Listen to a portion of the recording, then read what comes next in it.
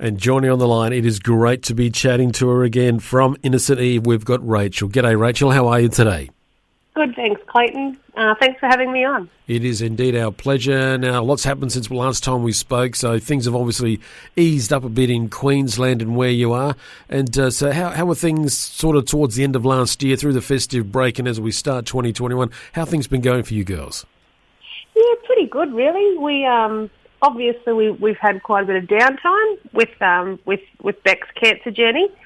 So we're just kind of at the stage now where we're kicking back in to some festivals and starting to get our head around that game again. Yep. The landscape's changed a bit for us with Beck's capacity and what she can do with her singing and stuff. So, but we're just adjusting and looking forward to getting out and playing some live shows again. And just on that now, Beck, she's doing okay. She's in is it remission or still in treatment process? But she's doing okay.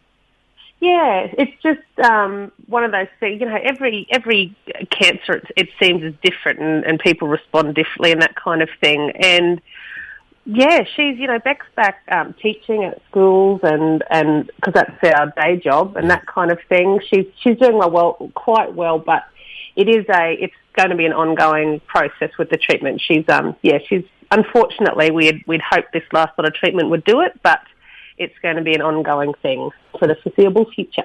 Well, there was a question I wanted to ask you last time, which I didn't, but I'd like to ask it now, and that is, has her voice at all changed with all the treatments? Have you noticed a difference in her voice at all? Yeah. It's because particularly with all those surgeries to her neck and around her vocal cords, at first we were just so pleased that she had a voice. Yeah. But it's been she's had a lot of speech therapy and different things to get her voice back to where it is. But we were actually just over the weekend together and we've had to change the key to a lot of the songs because at this stage, whether it comes back and develops more, but at this stage, we've had to bring everything down like 2 semitones because she just can't sing in the same range as she could before. So that's probably the biggest one.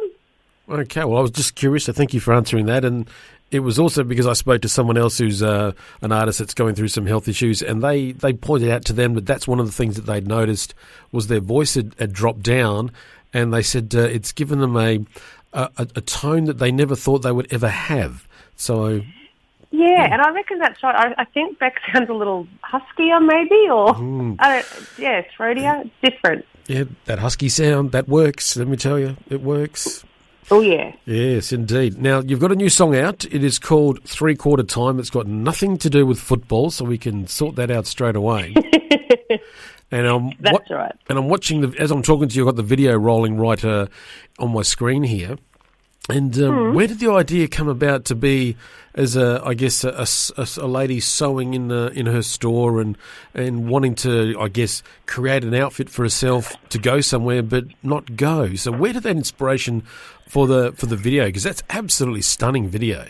Well, honestly, I wish we could take credit for that, but Duncan Toons at the Filmery, we kind of just... Beck did have a bit of an idea around, maybe a girl wanting to go out somewhere. Yep. But that was about as far as it went. And then Duncan he just brought it to life. He had this idea for it. And I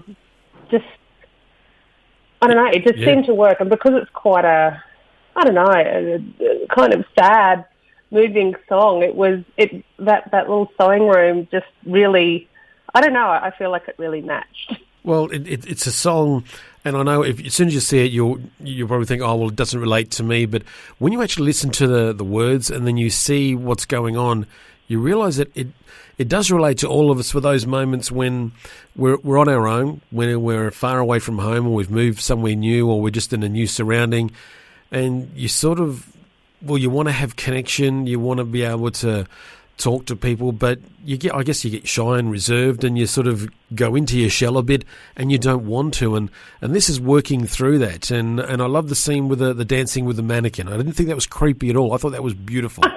Oh, good. We weren't. That was probably the one piece of it that we weren't quite sure whether it would come across as just really weird and creepy or kind of beautiful and sad, like which was what we were going for. Well, I think if you're in that situation and, I just pictured myself, sitting there at the sewing machine and looking at the overlocker and all that going, I probably would have done exactly the same thing. So to me, it was a natural thing. And that's why I didn't think it was creepy. I thought it was beautiful. But I do have to point out something. A friend of mine who I watched the video with, who is, she's a seamstress, she felt that you needed to hold the material a bit tighter. It was a bit too loose for what you were doing. I'm just passing that on as a critique, but that's not from me. No, thank you. I do know when Rebecca was doing it, when she's going, oh my goodness, I hope Mum never sees this because she's just going to, pull it to pieces. Yep. Well, that's what Di did, my friend, so there you go. It's okay. We've also had another friend, a muso friend, point out that this song is actually in 6/8 time. Oh. And I said, well, you're right. I know you're right, but we're both teachers, so if we bring it down to its lowest common fraction, like it's 3/4 time, it still works. Yeah, no. Well, you're round whichever way you need to make it work, so it works for me. Yeah. Oh, that's good to know. Well, Rachel, you just also released an album that was released last week, so tell us about that and how that's been going too. We're so excited about this album being out because it's been quite a long process to get it out into the big wide world. Yep. I think we were in the studio right at the end of 2018 with Matt Fell at Love Hurts doing it. And then we thought, no, we're going to take our time and be really strategic and get all these music videos done so that we can have this beautiful rollout of all our music sort of starting early 2020. And then it just kind of went Beck's cancer, coronavirus, and in the end we just kind of had to pull up stumps on everything. And so it's been such a long time, and we've got people going, when did this material, like it's so good to have new material and we're great to hear it. And we're like, it kind of feels like old material for us now, and we're just so excited to have it out. As you should be. The album is called Viking. Well, why in particular the name Viking? I guess there's a few reasons. We've always had a bit of an affinity with the concept of Vikings because our dad likes to tell us that that's our ancestry. The Olsen name comes from Sweden, and he always said we had Viking blood in our veins, which I think our feistiness might, attest to that. Yep. Other than that, the lead single, the first single we released off the album, was called Viking. Yep. And that was a bit of a cautionary tale, but it's I guess it was the song that stood out for us. That was the one that we really identified with as the pick of the album, so it became the title track. Is there a particular song on the album that now that when you it's out and you're listening back to it and you think maybe we should have done it differently? Not really. It's a funny. This really is a mixed bag. This album, because it's one of the song titles too, as well. Well, yes, it is. That is another song title. But I think because Rebecca and I write quite separately, and then we'll come to the table with the song pretty much written, really. Yeah. And then, like it used to be with previous albums, there were massive changes, big changes to all the songs as we worked together. But I think as we've grown as songwriters or matured or developed our craft, the things that we're bringing are more complete when we bring them. But also, we've just both developed our own styles of writing. And so you've pretty much got 6 tracks written mostly by Beck and then 6 tracks that I wrote. And so it's this really diverse range of songs because I'm a little more up most of the time, I suppose. Yep. And Beck's more the melancholy part of the outfit. So there's quite a lot of variation in the album. You're not going to be bored listening to it, that's for sure. Well, it's good to hear, because that's the sort of the sense that I've got from it thus far on the first sort of listening through to it, is that I do get that. So I'm glad you've nailed that, because that makes me feel better about the further listening that I'm going to be doing on your new album called Viking, which is out now, folks. You can check it. You can go to the girls' website, innocenteve.com.au, or stream it from wherever you need to stream it. It is going to be an album that I'm sure many of us will be enjoying for quite some time. Now, Rachel, tell me what's coming up next. The album's out. Obviously, you'd love to get out there and do a national world tour and all that sort of thing, but what sort of things will you girls be doing in between doing the day job? Well, we will be playing a few festivals. We've already got a few locked in that we're excited to be a part of. We kind of need to hasten slowly, again, just with Beck's treatment and what she has the capacity to do. So, we're hoping, as we get a little more security around her health and what's going on, we can do more. And at the moment, we're just grateful for the festival spots we have. We're going to really try and do some more online shows and things as well, just little short ones, so that it's more about the stress on the long stress on Rebecca's voice, playing those long shows. So if we can just keep present and keep sharing, we'll be happy. If you can keep doing that, I think all of us will be happy as well. So, yeah, that's certainly from my side as someone who appreciates what you're doing. Yeah, anything you can do will be greatly appreciated, and we understand. So we all understand. So good on you for that. Sure, thanks. Well, Rachel, it has been a pleasure chatting to you once again. The new album, Viking by Innocent Eve, it is out at the moment, and it's going to be one that I think people will really enjoy listening to. We love you to get down our way if you can at some stage. The invitation's always there, as you know. So, you're welcome to do that anytime. But thank you so much. Give our best to Beck as well in what she's going through. Our thoughts and prayers are with her. Thank you so much for some time with us today on Flow, and can you please introduce this beautiful song for us? Sure thing. Thanks so much for having me on, Clayton. Okay, you are listening to Flow FM, and you're about to hear our brand new single, 3/4 Time.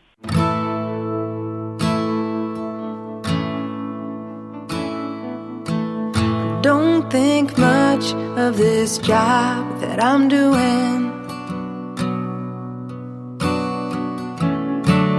Too cold to play the strings I'm holding. I've been chewing down my feelings one day at a time, and now nothing fits me right, so I'm just not going out tonight. So won't you throw me a rope and shine me a light, play that song to make me feel alright.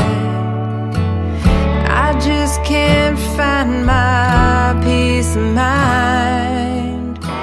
So won't you hold me close and dance with me in 3/4 time.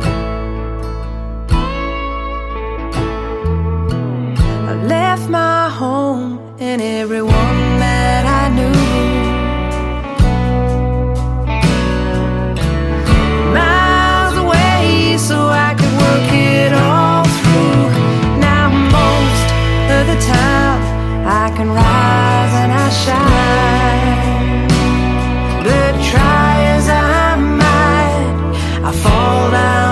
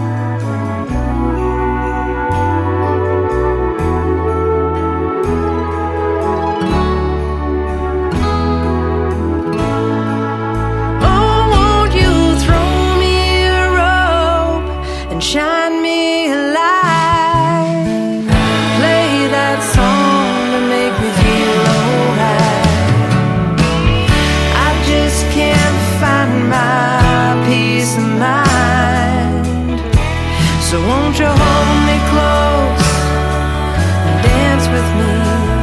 Won't you hold me close and dance with me in 3/4 time?